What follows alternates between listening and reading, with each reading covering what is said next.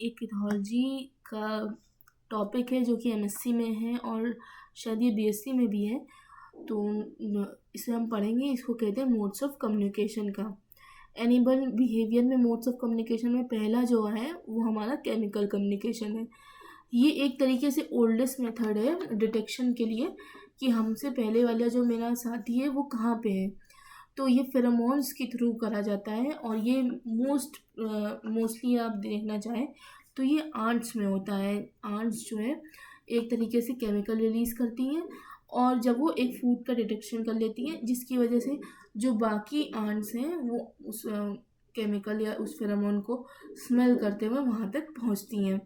और ऐसे इसके दूसरे भी उपयोग हैं, जैसे मेट्स के लिए एक तरीके का फेरोमोन रिलीज़ करना फॉर द इंटरकोर्स करा जाता है। प्रेडेटर्स के लिए भी एक तरीके से फेरोमोन्स होते हैं जो कि रिलीज़ करके हम उन्हें डरा सकते हैं।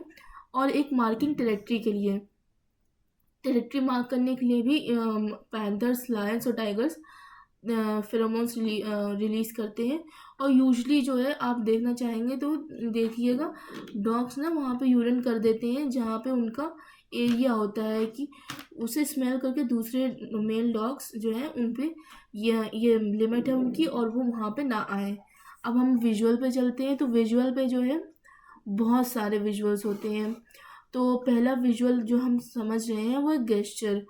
अब गेस्चर जो होता है इसमें हम देखिए एक एग्जांपल है कि gull tapping its bill to stimulate chicks to beg for food. अब इसमें क्या है कि हियरिंग गर्ल जो होती है वो टैप करती है बिल के ऊपर जिससे कि चिक्स जो है वो बिग मतलब कि फूड के मांगे। ऐसा हम एक और गेस्चर देखते हैं। जो लोग डेफ होते हैं वो गेस्चर्स करके हमसे बात करते हैं, उसे हम साइन लैंग्वेज बोलते हैं। वो भी ऐसे गेस्चर यूज़ होती है। इवन आप देखना चाहें तो आप ये भी देख सकते हैं कि यूजली चिंपैंजीज और मंकीज़ भी एज अ गेस्चर करते हैं अपने चेस्ट पे मार के कि मैं लड़ने के लिए तैयार हूँ और जो भी मुझे चैलेंज करना चाहता है वो आ सकता है। अब हम दूसरा गेस्चर देखें तो फेशियल एक्सप्रेशंस होता है। फेशियल एक्सप्रेशंस जो होते हैं वो ज़्यादातर इमोशन कन्वे करने के लिए होते हैं।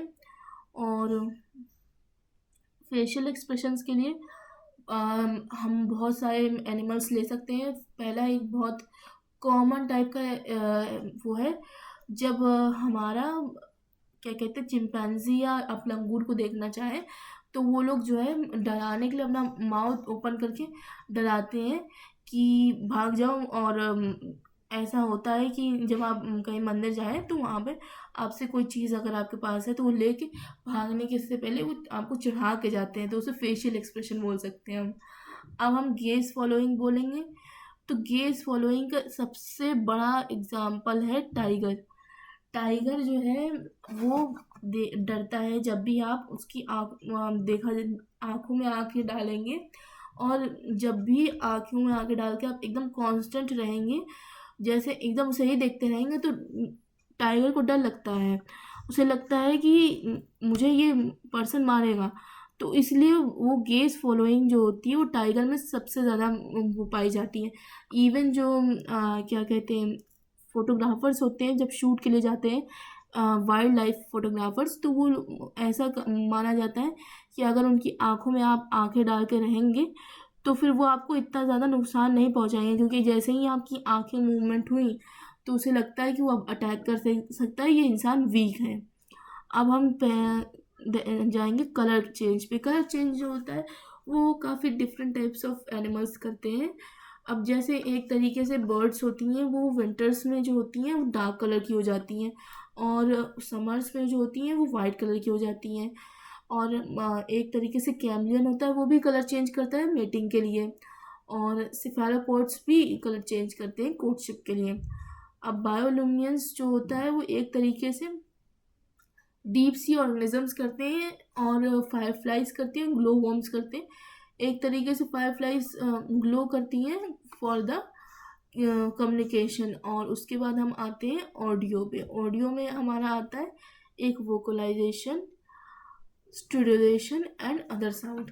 तो वोकलाइजेशन में तो वही कॉल्स आती हैं, अलार्म कॉल्स, टेट्रियल कॉल्स गिबन्स तब देते हैं जब उन्हें लगता है कि भाई इस एरिया में कोई आ रहा है।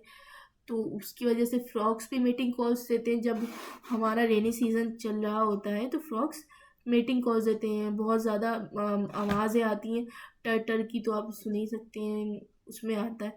अब स्ट्राइडुलेशन जो होता है वो ड्रमिंग बॉडी पार्ट्स को रब करने से जो भी साउंड प्रोड्यूस होती है उसको हम स्ट्राइडुलेशन बोलते हैं, जैसे कि क्रिकेट्स और ग्रास ओपर करते हैं।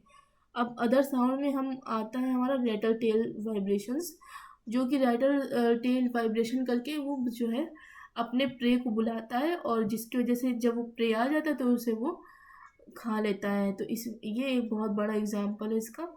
और चेस्ट बीटिंग भी एक तरीके से हम कह सकते हैं। अब हमारा आता है सोशल स्ट्रक्चर्स एंड एग्रीगेशन भी। तो जो सोशल स्ट्रक्चर्स होता है और एग्रीगेशन होता है वो एक तरीके से ग्रुप्स में फाउंड होता है। ये इसलिए होता है ताकि वहाँ पे हम forage, even in wild life of forage करके फूड जो एनिमल्स खाते हैं उसके लिए और रिप्रोडक्शन के लिए ये बहुत ज़रूरी होता है। तो पहला है हमारा स्कूलिंग इन फिशेस। तो जो स्कूलिंग होती है फिशेस के अंदर, एक ग्रुप ऑफ फिश को हम शोल बोलते हैं। तो जब बहुत सारी होती हैं तो उसको स्कूलिंग इन बोलते हैं। और इसमें क्या होता है, एक तरीके से सिंक्रोनाइज मैनर, मतलब इनका एक सिंक्रोनाइज्ड मैनर होती है। और सिंक्रोनाइज्ड मैनर में जो होता है वो प्रेडेटर को डिफेंस के लिए ये यूज़ होता है। जब वेल्स या हमारे डॉल्फिन्स जो होती हैं वो अपने प्रेडेटर के लिए, मतलब कि स्मॉल फिशेस को खाने के लिए आती हैं, तो सारी स्मॉल फिशेस एक बहुत बड़े शेप में आ जाती हैं, जिसकी वजह से डर के वो चली जाती हैं वेल्स, और उसी को हम स्कोलिंग कहते हैं। या फिर अगर वो खाएंगे भी तो पहले क्या होता है ना कि वो इतनी बड़ी होती हैं कि फिर वो जो है उसको आसानी से वो बहुत अच्छे से मूवमेंट कर सकती हैं, जिसकी वजह से ग्रुप में क्या होता है कि आप जो है आपके ऊपर सर्वाइवल आपका बढ़ जाता है। अगर आप इंडिविजुअल रहेंगे तो आपका सर्वाइवल लो रहेगा। तो उसके लिए स्कूलिंग इन फिशेस होती हैं। और इसमें जो होता है हम ये भी कह सकते हैं, इसमें यूज़ होता है हमारा lateral line system. Lateral line system जो लाइन होती है डोर्सल और वेंट्रल के बीच के में, उसे हम लेटरल लाइन की वजह से वो लोग पोजीशन मेंटेन करती हैं स्कूल में। और इसको जोन ऑफ रिपल्शन या जोन ऑफ ओरिएंटेशन भी बोलते हैं। अब हम फ्लॉकिंग इन बर्ड्स क्या होता है कि बर्ड्स जो ग्रुप में फ्लाई करती हैं, तो फ्लाई करते वक्त जो होता है इवेट, मतलब प्रेडेटर जो होगा वो ज़्यादा से ज़्यादा 2 या 3 होते हैं, या फिर ज़्यादा से ज़्यादा 5-6 होंगे। बट अगर आप बहुत बड़े ग्रुप के संग कोई बर्ड फ्लाई कर रही है, बहुत बड़ा ग्रुप है, तो जो सर्वाइवलिटी एरिया है वो ज़्यादा से ज़्यादा बहुत हो जाता है, जिसकी वजह से जो है जितने भी यंग वंस होते हैं उन वो बच जाते हैं, और उसकी वजह से आगे की जनरेशन में पॉपुलेशन कम नहीं होती है। ये लोग जो है इसमें 3 तरीके से स्टेप्स यूज़ करके जो है फ्लॉकिंग इन बर्ड्स होती है। अलाइंड होते हैं, एक तरीके से वेलोसिटी मैच करते हैं अपने नेबर से। जो बर्ड्स होती है सेपरेट, मतलब कि एक तरीके से मिनिमम डिस्टेंस रखती हैं, जैसे अपने में 1 हैंड डिस्टेंस करते हैं जब हम क्यू में खड़े होते हैं तो।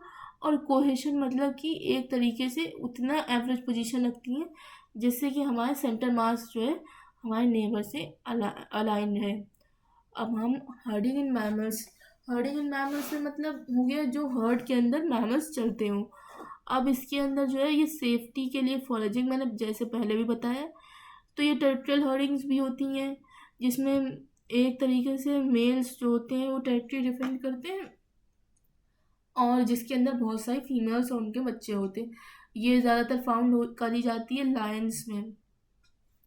गार्डिंग हर्डिंग जो होती है, एक डोमिनेंट फीमेल जो कि पूरे एक बहुत सारे फीमेल्स के ग्रुप को गाइड करे। ये एलिफेंट्स में भी और हाइनास में भी फाउंड होती है। ये हाइनास में जो होती हैं फीमेल्स वो स्ट्रांग होती हैं ज़्यादातर, तो उसकी वजह से जो है जितनी भी स्ट्रांग फीमेल्स होती हैं वो बहुत गाइड करती हैं। उसमें से एक डोमिनेंट फीमेल होती है हाइना में। सोशल हर्डिंग्स माना जाए तो एक अल्फा ये ज़्यादातर वाइल्ड डॉग्स या फॉक्सेस में फाउंड होता है, सोशल हर्डिंग्स, जिसके अंदर एक डोमिनेंट अल्फा लीडर होता है जो कि फुल मतलब जो कि वही रिप्रोड्यूस करता है, और उसके आसपास के जो है बहुत सारे फैमिली मेम्बर्स होते हैं।